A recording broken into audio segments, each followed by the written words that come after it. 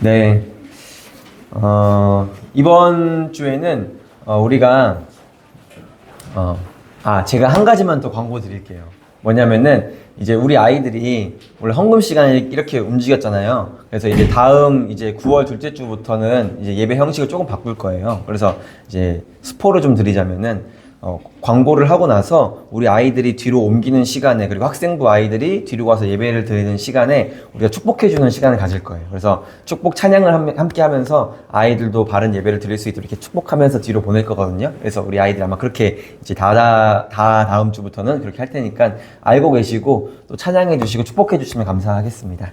네. 함께 말씀 보도록 하겠습니다. 오늘 우리가 말씀은 이제 제가 레위기 5가지 제사를 좀 마무리하는 시간을 가지려고 이제 오늘 이 예배를 준비했습니다. 말씀을 준비했습니다. 그래서 우리가 지난번에 봤지만 이 레위기 1장 1절에 있는 말씀이 참 중요하고 또 우리가 드리는 이 5가지의 제사에 대해서 얼마나 깊은 의미를 갖고 있는지 한번 나누어 보고자 합니다.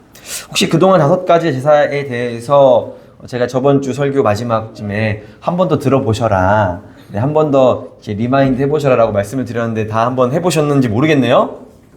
네, 아마 여기서 한 명 하면은 많이 한 게 아닐까 싶어요. 네. 네, 여러분들 한번 번제가 뭐지?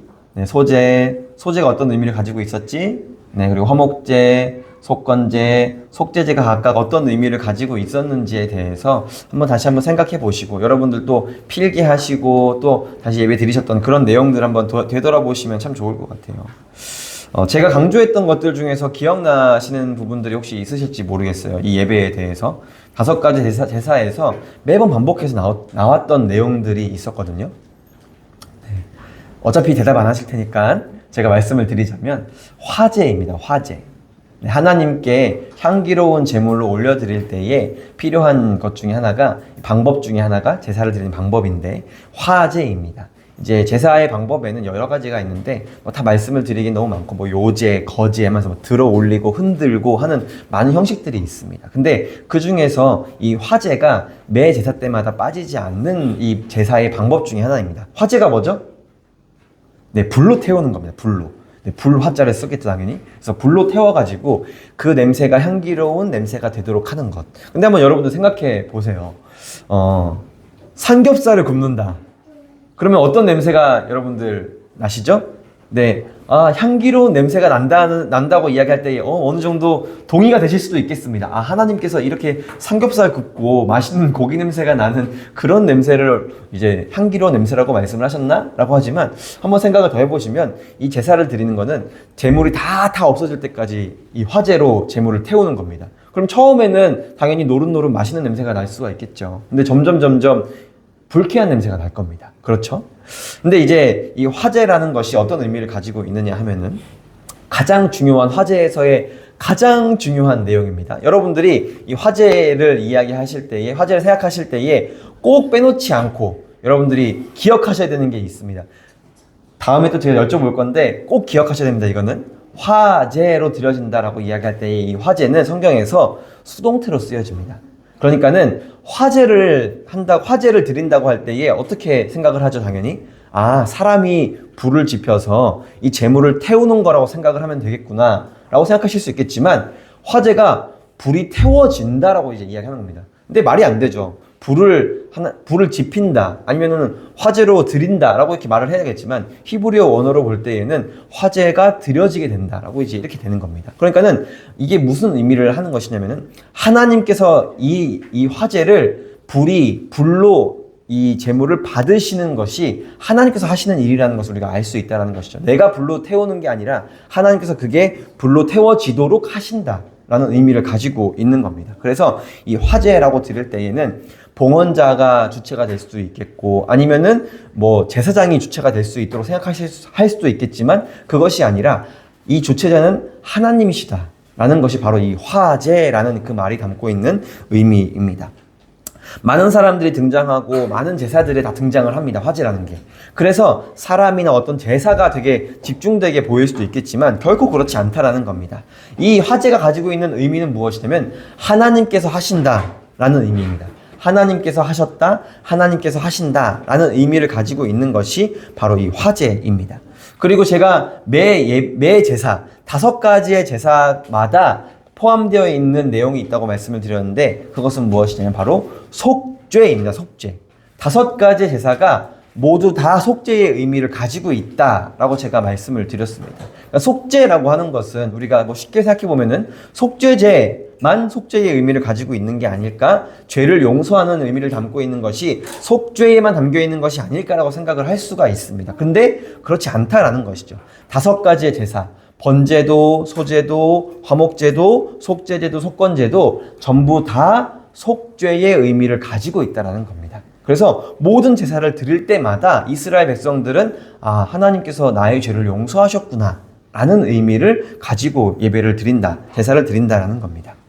속죄가 필요하다라는 것은 무슨 말이냐 하면은 반대로는 죄가 있다라는 것을 의미합니다. 용서를 할 거면 용서받을 게 없는데 용서를 할 필요가 없지 않습니까? 그러니까는 우리가 용서를 할 때에도 내가 용서를 받을 때에도 내가 죄가 있기 때문에 하나님께 회개를 하는 거구나. 우리가 매주마다 회개자의 기도를 드리지 않습니까? 근데 회개할 것이 없는 사람이 내가 왜 굳이 회개해야 돼? 하나님께 내가 용서받을 게 뭐가 있겠어? 라고 생각하실 수가 있겠지만 우리 모든 인류는 다 죄인이라는 것을 내포하고 있다는 말이 될 수도 있다는 것이죠. 그러니까 여기 속죄라는 말 안에 엄청 많은 의미들이 담겨 있는 겁니다. 모든 인류가 아담과 하와로 인하여서 죄를 저지르게 되었고, 그리고 이 죄를 대신 용서받기 위해서는 필요한 제사들이 그동안 있었다. 근데 그 제사들이 속죄에 관련된 제사, 속죄제만이 아니라 모든 제사를 드릴 때마다 이스라엘 백성들은, 하나님의 백성들은 모두 다 속죄의 의미를 가지고 제사를, 예배를 드렸다라는 겁니다.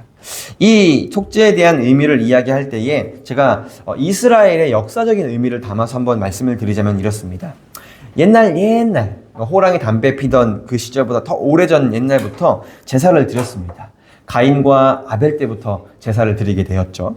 그리고 나서 홍수 재앙으로 인해서 모든 인류가 다 사라지고 노아의 자손들만 남았을 때에도 가장 먼저 했던 것이 제사를 드린 일입니다. 그리고 나서 또 나중에 요셉이 이제 죽고 나서 400년이 흐르게 되죠. 그래서 400년이라는 시간 동안 이스라엘 백성들은 애굽에서 노예가 됩니다.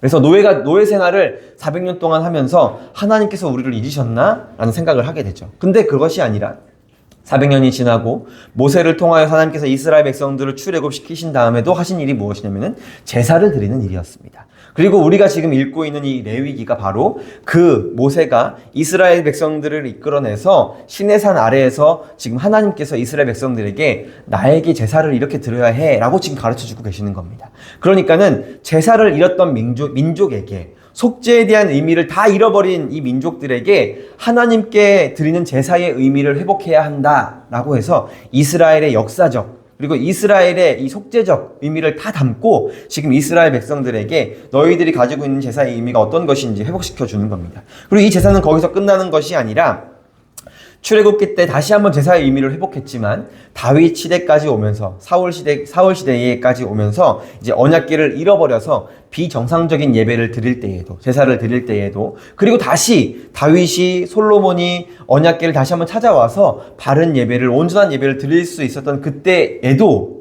하나님께서는 이 제사의 의미를 계속해서 중요하게 여기셨습니다. 뿐만 아니라 이제 분열 왕국이 되어서 이스라엘이라는 한 나라가 2가지의 나라로 나누어지게 되죠. 남유다와 북이스라엘로 나눠지게 됩니다. 이때에도 가장 큰 문제가 뭐였냐면은 바로 제사의 문제였습니다. 어떤 제사의 문제가 일어나게 되느냐? 바로 이제 베델과 단에 각각 금송아지 신상을 세워서 하나님이 아닌 다른 예배를 드리게 됩니다. 그래서 마치 이것을 보면서 이스라엘 백성들이 출애굽하고 나서 시내산 아래에서 금송아지에게 예배드렸던 그것이 다시 한번 떠오르게 됩니다. 그러니까 이스라엘의 온 역사를 다시 한번 되짚어 보면 어떤 것이냐면은 바른 예배를 드렸는가, 바르지 못한 예배를 드렸는가, 바로 이 문제를 계속 싸우게 됩니다. 그러니까 우리가 드리는 이 예배가 가지고 있는 의미가 얼마나 깊고 중요한 것인지에 대해서 우리가 알 수 있다라는 것이죠. 그러니까 여러분들이 드리고 있는 이 예배가 얼마나 수천 년 전부터, 아주 오래전부터, 하나님께서 태초부터 중요하게 여기셨다는 것인지에 대해서 우리가 알 수 있다는 겁니다. 그리고 나서 성전이 다 파괴되고 제사가 중단이 됩니다. 하나님께 드려진 제사가 다 중단이 됩니다. 그리고 나서 다시 한번 예수님께서 이 땅 가운데 오셔서 그 제사의 의미를 회복하시는 겁니다. 예수님께서 하신 말씀 중에서 가장 의미 있는 이야기 중에서 어떤 것이 가장 의미 있는 것이냐면 내가 율법을 폐하러 온 것이 아니라 율법을 완성하러 왔다.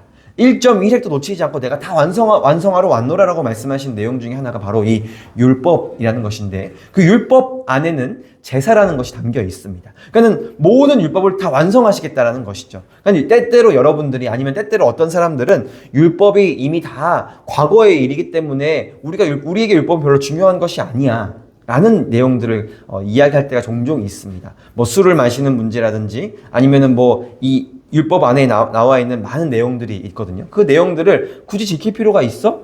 다 과거의 것이잖아. 예수님께서 완성하셨다며 끝났다며 라고 하면서 끝날 수도 있다라는 것이죠. 근데 결코 그런 것이 아니라 예수님께서는 이 땅 가운데 오셔서 하신 일이 무엇이냐면은 성전을 다 둘러엎으시면서 너희가 바른 제사 바른 예배를 드려야 되지 않겠냐 라고 하나님께서 말씀을 하신 겁니다.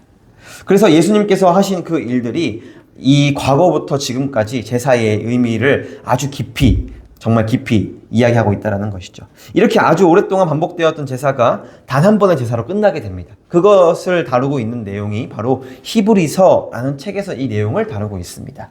여러분들에게 만약 누군가가 히브리서에서는 어떤 내용을 이야기하고 있어? 라고 묻는다면 단 한 단어로 표현할 수 있을 겁니다. 단번에 라는 단어입니다. 단번에. 히브리서라는 이 편지는 단번에 드려진 제사에 대해서 이야기를 하고 있습니다. 과거 불완전했던 모든 제사들이 있었지만 이 제사들을 한 번에 완성시키신 분이 누구신가? 그리고 그 한 번에 완성시킨 방법이 무엇인가? 한 번에 완성된 이 제사가 가지고 있는 의미가 무엇인가에 대해서 이야기하고 있는 책이 바로 히브리서라는 책이 가지고 있는 이제 내용입니다. 그래서 불완전한 제사를 완전하게 하신 바로 이 제사를 예수님께서 십자가 가운데에서 이 모든 일들을 하셨다라고 이야기를 하고 있습니다. 모든 제사가 속죄의 의미를 담고 있습니다.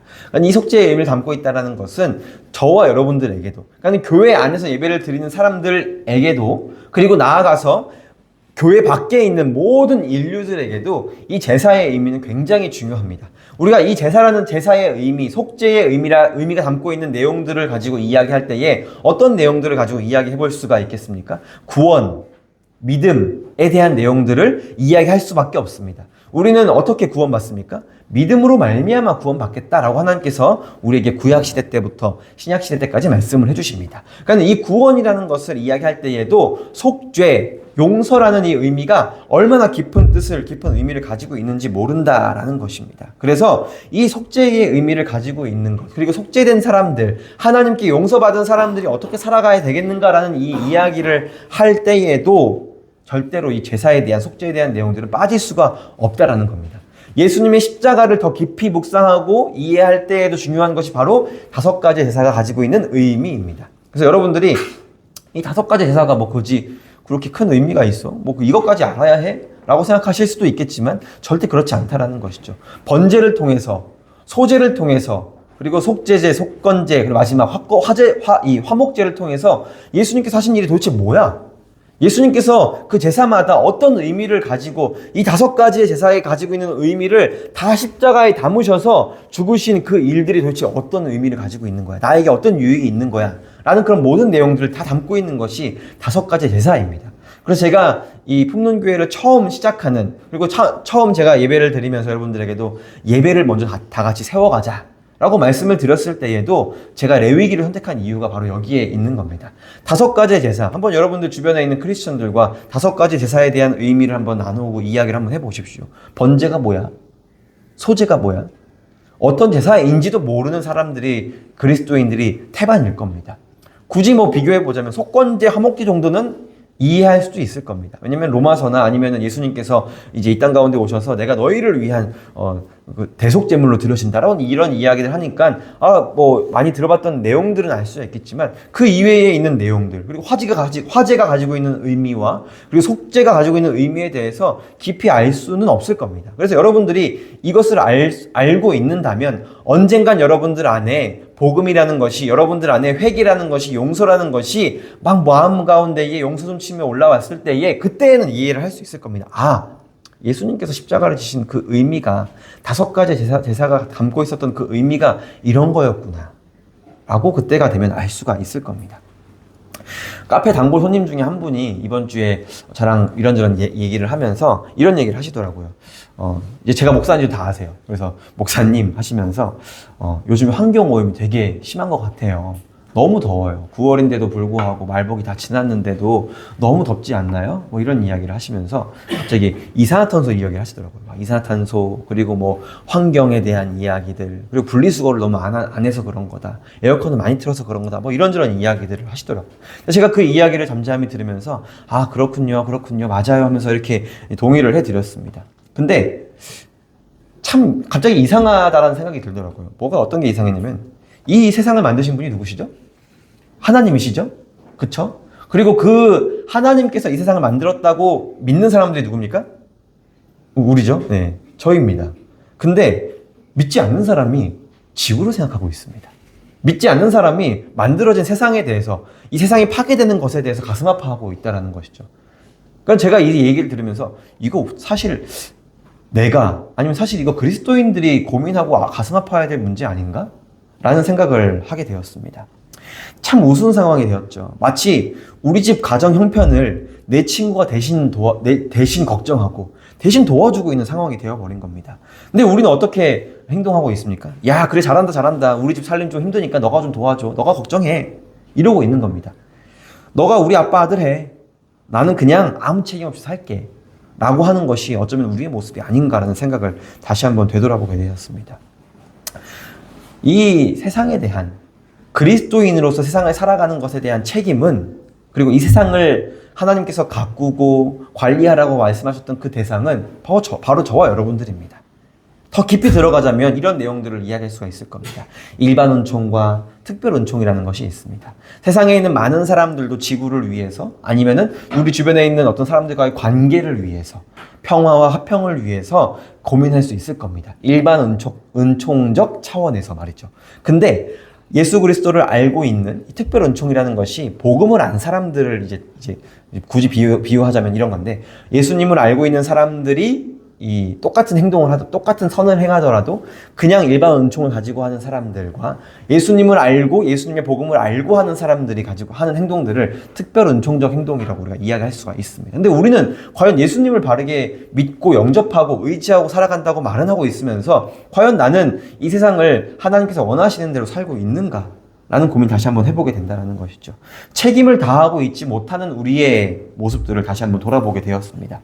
만약 이렇게 되지 않는다면, 그러니까 우리가 하나님께서 원하시는 대로 세상을 가꾸고 사랑하고 관계 가운데에서 평화와 화평의 마음을 나누지 않는다면 어쩌면 우리는 현대판 그리스도인들이 아니라 현대판 바리새인들이 되는 겁니다. 현대판 종교인이고 현대판 장사치이고. 그래서 예수님께서 우리를 바라보시면서 이 교회에 오셔가지고 너네들이 아버지의 기도하는 집을 장사하는 집으로 만들어버렸구나 하면서 예수님께 꾸지람을 받는 사람들이 바로 저와 여러분들이 되어야 할지도 모른다는 것이죠. 하나님을 사랑해서 하나님 나라인 천국을 소망하기 때문에 우리는 주님께서 원하시는 대로의 삶을 살아갑니다. 그래서 율법을 더 지키고자 하는 겁니다. 바른 그리스도인들은 율법 폐지론자가 될 수가 없는 겁니다. 율법을 오히려 사랑하고 더 지킬 수밖에 없는 것이죠. 어떤 사람들은 이런 이야기들을 합니다. 굳이 성경에 없는 내용들을 지켜야 해? 라고 말이죠. 우리가 흔히 이야기하는 뭐 술이나 담배나 아니면 여러 가지 많은 내용들, 성경에 나와 있지 않지만 도덕적으로 법적으로 옳지 않다고 말하는 내용들까지도 이야기하면서 굳이 그럴 필요가 있어? 굳이 그렇게까지 내가 그리스도인으로서 그렇게까지 할 필요가 있어? 라고 말하는 그런 모습들. 그냥 그런 모습들을 바라보면서 우리는 어떤 행동들을 해야 되는 것이냐면, 바른 그리스도인들은 그것까지도 사랑하는 겁니다. 아, 하나님께서 이런 모습들을 사랑하시는구나 하면서 그것까지 하는 것이죠. 그것을 두고 율법에 올가매어지고 다른 사람들을 넘어뜨리고 정죄하고 그러기 위해서 율법이 존재하는 것이 결코 아니라 내가 하나님을 너무 사랑하기 때문에 하나님께서 우리에게 주셨던 그 법을 사랑해서 지킬 수밖에 없는 겁니다. 이 속죄가 가지고 있는 그 내용 중에 하나가 제가 죄라고 말씀드리지 않았습니까? 죄가 무엇이죠, 여러분? 네. 지난주에도 말씀드렸던 내용입니다. 죄가 뭐냐? 하나님과 단절되는 것을 죄라고 이야기합니다. 꼭 기억하셔야 돼요, 여러분. 죄가 뭔지에 대해서, 선이 뭔지에 대해서 오늘 제가 말씀을 드릴 텐데, 여러분들이 세상을 살아가면서 어떤 게 죄지? 어떤 게 선이지? 그동안 여러분들이 쌓아왔던 어떤 그 배경 지식 안에서 여러분들의 경험 안에서, 사회적인 통념 안에서, 도덕적이고 윤리적인 것 안에서의 죄와 선이 아니라 성경에서 이야기하고 있는 죄와 선이 무엇인지를 여러분들 안에 정립하는 것이 너무너무 중요합니다. 철학이라는 이 한 과목을 배울 때에도 가장 중요하게 이제 먼저 배우고 가르치는 것이 무엇이냐면 단어의 의미입니다. 우리가 평상시 사용했던 많은 단어들이 있는데 그 단어들이 사실은 철학적으로 접근해 보자면 이런 의미까지 가지고 있었어? 하면서 아주 다른 내용들을 바라볼 수가 있게 됩니다. 그러니까 성경을 바라볼 때에도 우리가 그리스도인으로 살아갈 때에도 가장 중요한 것이 무엇이냐면 이런 단어 하나를 바르게 알고 깨닫고 있는 겁니다. 그럼 죄가 무엇이냐라고 했을 때에 너무 극단적인 예지만 부모에게 잘하지 못하는 것을 죄라고 말할 수 있겠는가? 아닐 수도 있을 겁니다. 다른 많은 상황들을 이제 이야기해보자면. 그래서 가장 중요한 것은 무엇이냐면 죄라는 것은 하나님과 멀어지는 것이구나 라는 겁니다. 만약 우리가 선을 행한다 할지라도 내가 하나님과의 관계가 멀어지고 있다면 그것은 선을 행하는 것이라고 말할 수가 있을까요? 아니겠죠. 네, 그것을 죄라고 말할 수가 있을 겁니다. 우리는 교회에 나와서 복음을 듣고 예수님 믿는 사람들을 두고 뭐라고 부르냐 하면은 의인이라고 부릅니다. 근데 의인이지만 여전히 우리는 죄인의 삶을 살아가죠. 근데 의인이지만 죄인의 삶을 죄인이라고 인지하며 살아가는 사람들의 마음 가운데는 어떤 것들이 있냐면 내가 하나님께 구원받은 하나님의 백성이지만 여전히 내가 죄를 짓고 내가 하나님의 뜻대로 살지 못하는 이 모습들이 너무 괴로워 라고 하면서 살아가는 것들이 우리 그리스도인들의 모습입니다. 나아가서 그럼에도 불구하고 주님께서 우리를 구원하실 거야 라는 그런 내용까지도 담고 있는 것이 바른 복음입니다. 어쨌든 이 의인이라는 의미가 저는 이 교회 안에서 어쩌면 참 교만의 의미로 바뀌어버리지 않았나, 변질되지 않았나라는 생각을 해보게 됩니다. 말씀을 지키기 위해서 노력하는 사람, 하나님을 더 사랑하기 위해서 노력하는 사람들, 공동체를 더 하나로 모으기 위해서 노력하는 그런 사람들이 마치 이 교회 안에서 모난 돌처럼 여겨지는 경우들이 종종 있다라는 것이죠. 그 사람들이 하나님을 위해서, 교회를 위해서 노력하는 그런 내용들이 왜 저렇게까지 해? 왜 괜히 나서서 저렇게까지 행동을 하지? 라고 생각하는 사람들이 있다라는 것이죠.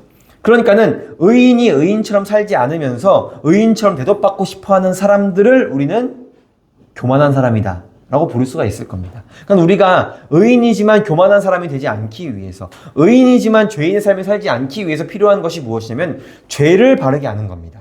선을 바르게 아는 겁니다. 죄라는 것은 제가 말씀드린 것처럼 하나님과의 관계를 멀어지게 하는 것, 그리고 하나님과의 관계가 멀어지는 것입니다. 그러니까 여러분들이 하고 있는 행동들은 어떤 것입니까? 교회 안에서, 아니면 여러분들이 살아가고 있는 삶에서, 가정 안에서, 직장에서 과연 나는 나 스스로를, 아니면 어떤 사람들을 하나님과 가까워지게 만드는 사람입니까? 아니면 하나님과 멀어지게 만드는 사람입니까?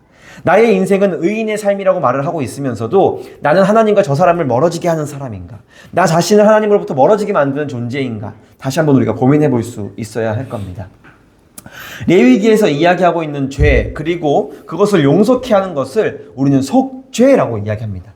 죄에 대한 개념을 바르게 알지 못한다면 속죄에 대한 개념도 바르게 알 수가 없을 겁니다. 왜냐면 내가 죄를 죄로 여기지 못하고 알지 못한다면 어떤 것을 속죄해야 되는지, 어떤 것을 회개하고 용서를 빌어야 되는지도 모르기 때문입니다. 그래서 여러분들이 한 주간 살아오시면서 제가 회개자의 기도를 하자, 회개를 하자라고 말씀을 드리는 이유 중에 하나가, 그리고 회개를 들어야 되는 그런 내용 중에 하나가 바로 이것입니다. 여러분들의 삶을 다시 한번 돌아보시면서 과연 나는 하나님으로부터 멀어진 사람이었나 그동안, 아니면 내가 다른 사람으로 하여금 하나님으로부터 멀어지게 만든 사람이었나, 이것을 다시 한번 돌아보면서 그것을 회개하고 다시 한번 주님, 제가 이 지난 한 주간의 삶이 아니라 다시 저에게 주어진 한 주간은 다시 한번 제가 하나님과의 관계를 더욱더 긴밀하게 연결해 보겠습니다. 제가 더욱더 저 주님을 모르는 자들에게, 주님을 잃어버렸던 자들에게 다시 한번 하나님과 좋은 관계를 맺을 수 있도록 제가 노력해 보겠습니다 라고 하는 것이 우리가 하고 있는 회개의 기도의 내용이어야 한다라는 겁니다. 웨스트민스터 신앙 고백, 제가 저번 한 6달 전에도 한번 여러분들에게 말씀을 드렸을 겁니다. 웨스트민스터 신앙 고백 가운데에서도 회개에 대해서 이렇게 이야기를 합니다. 회개란 우리가 지은 죄에 대한 하나님의 형벌을 만족시키는 것이 아니요, 용서의 원인도 아니다. 좀 말이 어렵지만 간단하게 말하면 이겁니다. 회개하면 무조건 용서받는 게 아니야 라고 이야기하고 있는 겁니다. 회개의 주체가 누구인가? 내가 회개의 주체면 내가 하나님께 용서를 빌면 용서받을 수 있는 겁니다. 근데 성경은, 그리고 많은 교리 문답들은 우리한테 이야기합니다. 회개의 주체는 너네한테 있는 게 아니야. 회개의 주체는 하나님께 있는 거야. 너희가 너희의 입술을 통해서 하나님께 회개하지 못하더라도, 너희의 마음이 그렇지 못하더라도 그것으로 인해서 괴로워하고 있는 그런 모습만 바라보아도 하나님께서는 아, 이 사람이 회개하고 있구나. 그리고 이 사람이 지금 내가 준 믿음을 통해서 회개하는 삶을 살아가고 있구나라고 하나님께서는 알 수 있다는 것이죠. 우리는 우리의 입술로 고백해야 우리의 겉모습으로 보여주어야지만 우리가 회개한 사람의 삶을, 믿음의 삶을 산다고 이야기합니다. 그렇게 바라볼 수밖에 없겠죠. 우리는 상대방의 마음을 다 이해할 수 없기 때문입니다. 그러나 하나님께서는 우리의 마음의 중심을 다 알고 계시는 분이십니다. 그래서 때로는 내가 하나님께 기도하지 못해도, 하나님께 용서를 구하지 못해도 주님께서는 다 알고 계십니다. 사실은 내가 너무너무 회개하고 싶고, 사실은 내가 하나님께 너무너무 다가가고 싶은데 하나님께 염치가 없어서 그렇지 못하는 나의 모습을 바라보면서 주님, 제가 감히 주님께 다가갈 수가 없습니다 라고 이야기했던, 나에게서 멀리 떠나소서라고 이야기했던 그런 베드로의 고백처럼 아, 이 성도가 그런 마음을 가지고 있구나라고 주님께서는 다 알고 계시기 때문입니다. 그래서 화제라는 것의 의미가 아주 깊은 뜻을 담고 있고 은혜가 될 수밖에 없는 겁니다. 내가 화제로 드려서, 내가 용서를 빌었기 때문에, 내가 재물을 가지고 와서 값비싼 재물을 가지고 와서 제사를 드렸기 때문에 용서를 받는 것이었다면 우리는 많은 것들을 우리의 노력으로밖에 할 수 없을 겁니다. 구원 또한 우리의 노력으로 이룰 수밖에 없다 보니 내가 잘못하면 아, 나 구원받지 못하는 거 아니야? 하나님께서 나를 사랑하지 않으시는 거 아니야? 라고 하면서 우리는 우리의 신앙생활을 괴롭게 할 수밖에 없을 겁니다. 그러나 우리에게 믿음을 주시는 분이 누구십니까? 하나님이십니다. 우리를 용서케 하시는 분도 누구십니까? 하나님이시고, 우리의 입술을 통하여서 회개하게 하시는 분도 하나님이신 겁니다. 그래서 감사한 겁니다. 나의 힘과 능력으로 하는 것이 아니라 하나님의 능력으로 할 수 있기 때문이죠. 그래서 우리가 이 예배를 드리면서 중요하게 여겨야 되는 것은 용서는 하나님께 주권이 있다고 여기는 겁니다. 그래서 의인의 삶을 살게 하시는 그 하나님을 의지해야 하는 겁니다. 또한 주님의 주권을 인정하며 살아가는 것이 우리의 그리스도인들의 삶이어야 합니다. 또한 의인으로서 하나님께 최고의 고백을 드릴 수 있는 것이 이 예배여야 합니다. 예배 또한 마찬가지입니다. 예배는 여러분들이 드리는 겁니까? 드리는 것은 맞습니다. 근데 예배를 받으시는 분은 하나님이십니다. 아무리 내가 최고의 예배를 드린다 할지라도, 아무리 우리가 좋은 건물에서 넓고 많은 사람들이 휘황찬란한 이 세션 가운데에서 정말 아름다운 노래로, 정말 화려한 내용으로, 그리고 멋있는 예배로 하나님께 드려진다 할지라도 그 마음의 중심이 하나님께 있지 않는다면 그것은 하나님께서 받으시지 못하는 예배가 될 수도 있다. 하나님께서 받으시지 않는 예배가 될 수도 있다는 겁니다. 비록 우리가 이 공간 가운데에서, 정말 열악한 환경 가운데서, 우리보다 더 열악한 환경 가운데서 예배를 드리는 개척교회나 아니면 선교지일지라도 한두 사람, 두세 사람이 모인 곳 가운데에서는 주님께서는 예배를 받으시는 겁니다. 우리 아이들이 종종 이렇게 떠드는 모습들을 보여주기도 하지만 하나님께서는 이 예배를 받으시는 겁니다. 하나님께서는 우리 아이들의 예배도 받으시는 겁니다. 네. 우리가 바라볼 때는 왜 이렇게 떠들고 이야기하는 거야? 라고 말할 수가 있겠죠. 근데 그게 아니라 주님께서는 이 자리 가운데 나와서 하나님 앞에 자신의 삶을, 자신의 이 일주일 중에 일주일 중에 몇 시간을 주님께 드리는 것만으로도 주님께서는 기뻐하시는 겁니다. 그래서 우리가 우리 아이들을 대하면서도 야, 떠들어도 괜찮아 라고 말할 수가 있는 겁니다. 그래, 주일날 교회에 빠지지 않고 나오는 것만으로도 기쁘다, 하나님께서 기뻐하실 거야 라고 이야기할 수가 있는 겁니다. 그래서 여러분들이 우리 아이들에게 많이 응원해 주시고, 얼마나 이 시간들이 참 괴롭고 힘들겠어요. 그쵸? 네. 어른들도 한 10분, 15분 지나가면 하면서 이렇게 할 수도 있겠고, 30분 정도 되면 너무 괴롭다라고 생각할 수도 있겠지만, 그 시간들을 버티고 견디는 우리 아이들의 모습만 바라보더라도 하나님께서는 정말 칭찬하고 계실 겁니다. 그래서 여러분들도 종종 예배 끝나고 나시면 아이들한테 잘했다고, 칭찬한다고 이렇게 응원해 주시면 참 좋을 것 같습니다. 이 예배의 중심에는 무엇이 있냐면 바로 십자가가 있습니다. 십자가. 제가 아까 말씀드렸죠. 십자가가 담고 있는 의미, 5가지의 제사. 십자가가 가지고 있는 의미와 능력이 바로 예배입니다. 그래서 우리가 예배를 중요하게 여길 수 있어야 한다는 것이죠. 예수 그리스도의 능력은, 예배 드릴 수 있는 능력, 그리고 우리 그리스도인들이 삶을 살아갈 수 있는 능력은 다른 것이 아니라 십자가에서부터 나오는 겁니다. 우리가 가진 모든 빚을 다 갚으시고 더 이상 그 빚이 너의 빚이 아니야, 다 청산되었어 라고 말씀해 주시는 것이 우리 예수님이십니다. 그리고 그런 따뜻한 말씀과 함께 법정에서 많은 사람들 앞에서 공포해 주시는 겁니다. 더 이상 이들은 죄인이 아니다. 사단 앞에서도 이들은 죄인이 아니다. 어떤 세상에 있는 많은 사람들 앞에서도 더 이상 이들은 죄인이 아니라 의인의 삶을 살아갈 것이다. 때로는 죄인 같은 삶을 살아가는 것처럼 보이더라도 내가 이들을 확증했다. 내 생명을 들여서 내가 이들을 대신하여서 이 모든 죄를 다 용서했다 라고 주님께서 말씀해 주고 계시는 겁니다. 그 능력의 가치는 레위기로부터 우리가 발견할 수가 있는 겁니다. 제사. 레위기가 가지고 있는 가치가 무엇입니까? 어떤 가치가 있을까요? 우리 한번 레위기 1장 1절에 있는 말씀을 다시 한번 읽어볼까요? 함께 읽겠습니다. 시작.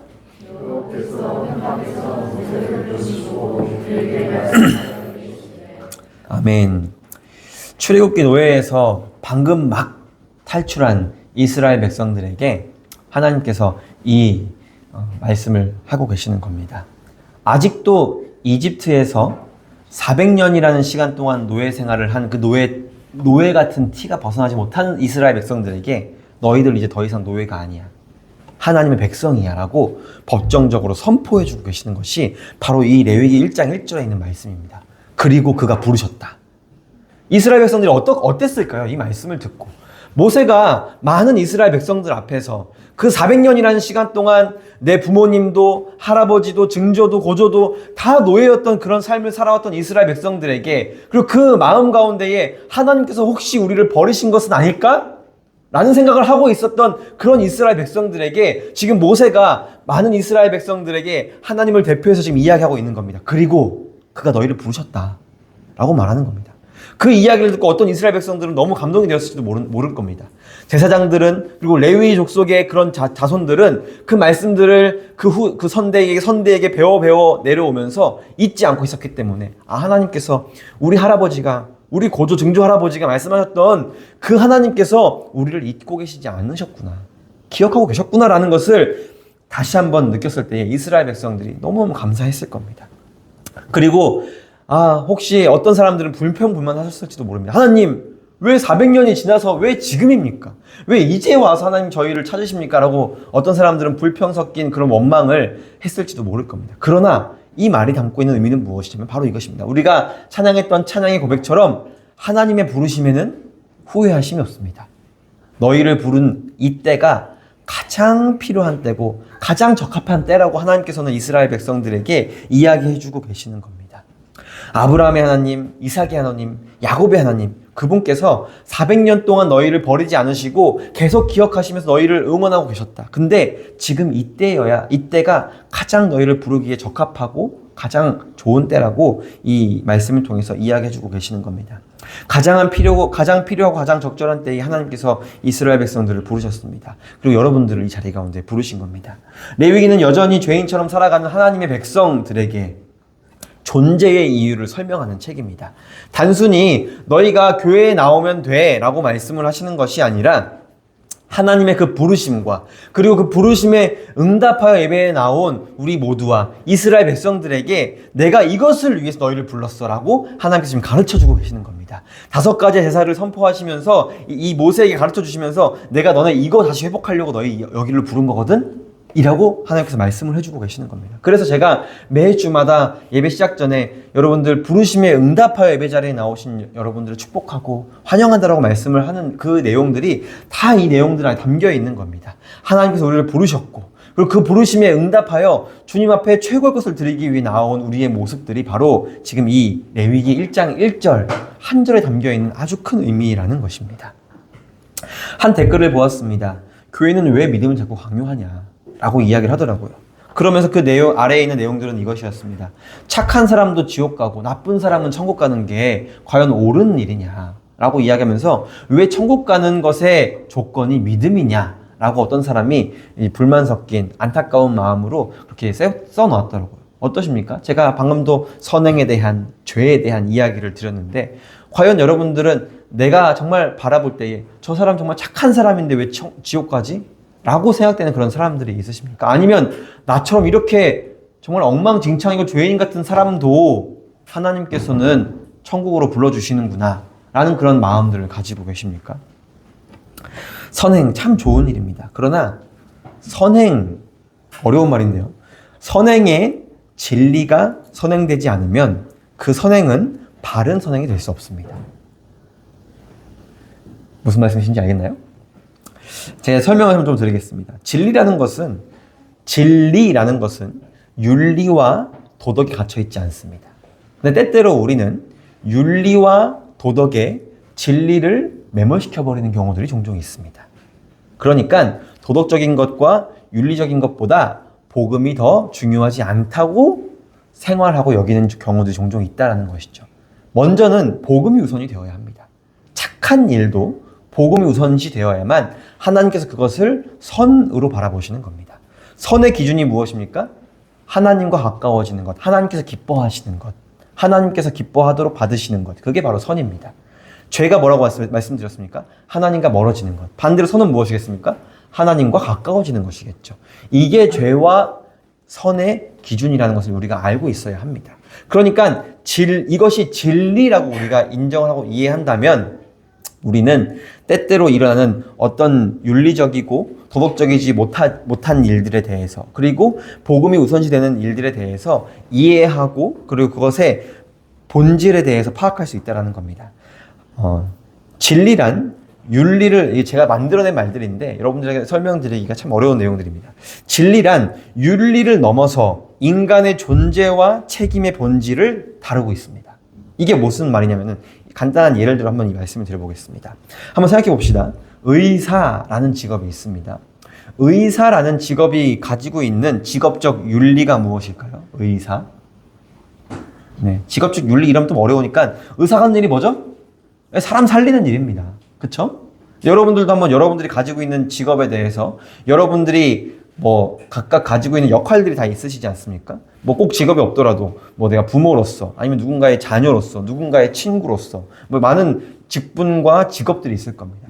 그리고 그 직업들이 가지고 있는 그런 직업적 윤리, 그리고 직분적 윤리, 도덕들이 있을 겁니다. 그러면 의사라는 직업을 가지고 있는 사람들은 정말 숭고하게 죽어가는 사람을 살릴 수 있는 너무 좋은 직업입니다. 그쵸? 아주 보람차겠죠. 그러나 한번 이런 경우가 있다고 한번 상상을 해봅시다. 그 의사가 누군가를 살렸습니다. 죽어가는 사람을 살렸습니다. 근데 그 살린 사람이 나중에 커서, 나중에 시간이 지나서 살인자가 된 겁니다. 그리고 그것을 의사가 알게 되었습니다. 내가 살린 사람이 다른 사람을 죽이는 사람이 되었네? 어떨까요, 여러분? 여러분들도 여러분들이 가지고 있는 직업이나 여러분들이 가지고 있는 상황들을 한번 빗대어서 한번 생각을 해봅시다. 나는 선행을 베풀었던 것인데 사실은 그게 굉장히 악한 일들을 만들어낸 그런 시작점이었다라고 한번 생각을 해본다면 얼마나 비참하고 어렵겠습니까? 때때로 선이라는 것은, 세상 사람들이 이야기하고 있는 착함이나 선이라는 것은 언제고 악으로 변해버릴지 모른다라는 것이죠. 근데 하나님께서는 우리에게 뭐라고 말씀해 주시는 거냐면, 인간의 행위나 인간이 정의하는 그런 선에서부터 나는 그것을 선이라고 부르는 것이 아니라 하나님 안에서 있는 것들을 나는 선이라고 부르겠다라고 성경에서 하나님께서 우리에게 말씀해 주고 계시는 겁니다. 이 의사는 아마 많은 자책을 했을지도 모릅니다. 내가 혹시라도 그 직업의 윤리를 저버리고 저 사람을 살리지 않았다면 많은 사람들이 죽지 않았을 텐데 라고 하면서 말이죠. 이런 간단한 이만 보아도 인간이 행했던 선행이 완벽한 선이라고 말할 수가 없을 겁니다. 그렇다면 우리는 회의주의에 빠져야 될까요? 굳이 내가 그러면 살아가면서 착한 일을 할 필요가 없겠구나. 어차피 해도 안 되는 거니까 그냥 다 무시하고 그냥 믿음만 가지고 하나님 앞에 기도만 하며 살아가야지. 선행을 베풀지 말아야지. 할 필요가 없겠다라고 여기면 될까요? 그렇지 않다라는 것이죠. 우리가 했던 그 많은 선행들을 다시 한번 기억해 보십시오. 후원단체들에게 기부를 했습니다. 근데 그것이 온전히 전달되는 것이 아니라 다른 사람들을 배불리는 일에 사용된 겁니다. 교회에서도 헌금을 모았습니다. 근데 선교사에게 온전히 전달되어서 영혼들을 살리고 구제하는 일에 사용된 게 아니라 잘못된 일에 사용됐다고 한번 생각을 해 보십시오. 그러면은 그 선행을 한 선행은 잘못된 선행일까요? 아니라는 겁니다.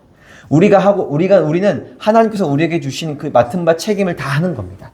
때로는 내가 열심히 했던 어떤 일들이 잘못된 일이 되어질지도 모르는 것은 우리의 책임은 아니라는 겁니다. 하나님께서 우리에게 주신 그 책임은 나는 열심을 다해서 다 하는 겁니다. 그리고 그것을 감당해내고 하나님께서 원하시는 일들을 하는 것이 주님께서 우리를 거기까지 하게 만들어 놓으신 겁니다. 그리고 그 이후의 일은 우리가 기도해야 되는 일들이 바로 여기에, 이유들이 바로 여기서부터 나오는 겁니다. 내가 했던 일들이 하나님께서 기쁘게 받아셨으면 참 좋겠다. 그리고 내가 그것을 바라보면서 하나님의 그 기쁨을 나도 함께 누리면 좋겠다라는 그런 마음들을 기도함으로 우리가 하는 겁니다. 그래서 여러분들이 삶을 살아가는 것도 굉장히 중요합니다. 그리스도인으로 살아가는 것. 제가 여러분들에게 이것을 굉장히 강조하고 있지 않습니까? 그리스도인으로 살아가는 삶. 근데 그 삶으로만 끝나는 것이 아니라 그것과 함께 기도하는 것이 함께 병행되어야 한다라고 성경은 이야기하고 있습니다. 진리는 윤리와 도덕을 넘어서 하나님의 능력이 우리의 삶에 발현되게 합니다. 그러니까는 우리가 선행을 함으로 인해서 내가 그리스도인이라고 정말 기뻐하고 그런 만족감을 누리는 것이 아니라 내가 그리스도인이기 때문에 하나님의 능력을 발현하는 사람이 되는 겁니다. 반대인 거죠. 근데 말이 똑같은데 비슷하다고 생각할 수 있겠지만 전혀 다른 겁니다. 선을 행하기 때문에 그리스도인임을 확인받는 것과 내가 그리스도인이기 때문에 선을 행하는 것은 완전히 다른 일이라는 것이죠. 진리가 능력을 낳습니다. 복음이 능력을 낳는 겁니다. 그래서 우리가 주님 앞에 우리의 믿음을 다 드리는 겁니다. 그러므로 우리는 믿는 사람이기 때문에 회개하는 것이고 믿는 사람이기 때문에 선을 행하는 것입니다. 믿는 자가 불의한 세상 속에서 선하게 역사하실 하나님을 믿으며 살아가는 겁니다. 그러므로 신자는 자기의 이 스스로에게 그리고 자녀들에게 세상에 있는 사람들에게 이 복음을 가르치고 그 능력대로 살아갈 수 있도록 가르치는 겁니다. 우리가 진리를 알 때에 벌을 면하는 관계를 넘어서 관계의 회복으로 그리고 복음의 능력으로 살아갈 수 있는 능력을 우리는 가질 수 있게 됩니다. 그냥 무슨 말이냐면은 율법이라든지 아니면 죄라든지 이런 것들을 소극적으로 하지 말아야지가 아니라 적극적으로 이것을 넘어서 하지 않는 것을 넘어서 잘못하는 것을 넘어서 하나님께서 어떤 것을 기뻐하실지까지 하는 것이 바로 진정한 그리스도인의 삶이고 선행이라는 겁니다. 하나님께서 이 모든 일의 주체자, 주관자가 되십니다. 그러므로 제사, 예배가 우리의 삶을 만들고 형성해 나아갈 때 우리는 그 예배를 통해서 우리의 삶을 통해서 하나님의 능력을 바라볼 수가 있는 겁니다. 이건 굉장히 중요한 것입니다. 하나님께 주권을 맡길 때, 하나님 주신 믿음을 가지고 살 때 말씀대로 살고자 하는 성도들에게 참된 회개와 능력이 나타나는 겁니다. 그래서 여러분들이 바른 복음 안에 있는 것이 중요하다라고 누차 이야기 드리는 겁니다. 그래서 제가 여러분들에게 우리 교회의 비전이 무엇이냐라고 이야기할 때에도 복음을 품는 것, 이것을 가장 우선시하는 겁니다. 복음을 품지 못하면 그 뒤에 있는 일들, 복음을 품지 못하고 한 영혼을 품어봤자, 복음을 품지 못하고 이웃을 사랑해봤자, 복음을 품지 못하고 열방을 사랑해봤자 뭔가 공허한 마음을 느낄 수밖에 없는 겁니다. 그래서 복음을 바르게 아는 것이 가장 중요하다라는 겁니다. 어떤 곳에서 하나님의 능력이 발휘될까요? 어떤 곳에서부터 우리가 가지고 있는 이 복음의 능력이 발현되는 것일까? 내 인생은 왜 이런 일들만 일어날까?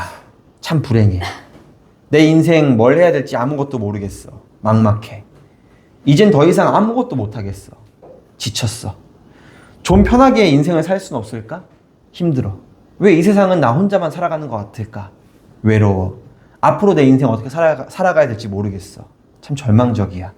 하나님 살아계시는 게 맞을까? 믿을 수가 없어. 나는 왜 맨날 이 모양 이 꼴일까?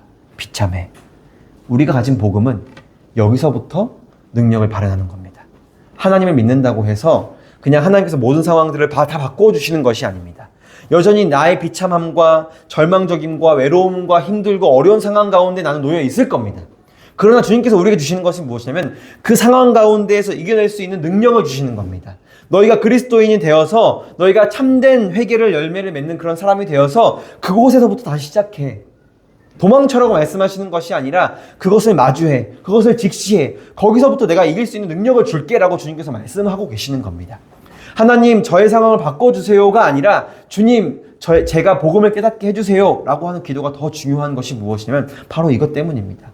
환경은 언제고 좋아질 수도 나빠질 수도 있습니다. 그리고 그 환경으로 인하여서 좋은 환경으로 인하여서 하나님과 멀어질 수도 있는 것이고 나쁜 환경으로 인하여서 하나님과 가까워질 수도 있는 겁니다. 그래서 우리는 어떤 일들을 바라보면서 그냥 표면적으로 선한 일이야 악한 일이야 라고 말할 수가 없는 겁니다. 모든 일들이 지나가고 나서 그 일들이 나온 결과를 바라보면서 아 선한 일이었구나 라고 우리가 이해할 수 있는 겁니다. 나에게 주어진 불행과 막막함과 지침과 힘듦과 외로움과 괴로움과 지침들이 그런 절망적인 일들이 사실은 내가 하나님과 가까워지게 만드는 일들이었다면 그것은 선한 일이라는 겁니다. 그래서 우리는 우리의 삶을 다시 한번 돌아보며 나의 삶이 이렇게 비참하고 힘들고 어려울지라도 이건 주님께서 나에게 주신 가장 선한 일이야 라고 이해할 수 있고 인정할 수 있는 이유가 어디에 있는 겁니까? 우리 하나님은 완전하신 분이기 때문입니다. 그래서 하나님께 우리가 모든 것들을 맡겨드릴 수가 있는 겁니다. 언제고 변해버릴지 모르는 그런 바람 앞에 갈대 같은, 그리고 등불 앞에 촛불 같은 그런 우리의 믿음과 우리의 능력을 믿는 것이 아니라 흔들리지 않는 변함이 없으신 완전하신 하나님을 믿는 것이 우리의 가장 중요한 일이라는 겁니다. 사랑하는 여러분, 여러분들의 신앙생활 거기서부터 시작하십시오. 하나님께서 그 힘들고 어려운 자리에, 또 기쁜 자리에 여러분들을 부르신 겁니다. 그래서 그 부르심에 합당한 삶을 살아갈 수 있는 저와 여러분이 되었으면 좋겠습니다. 함께 기도하겠습니다.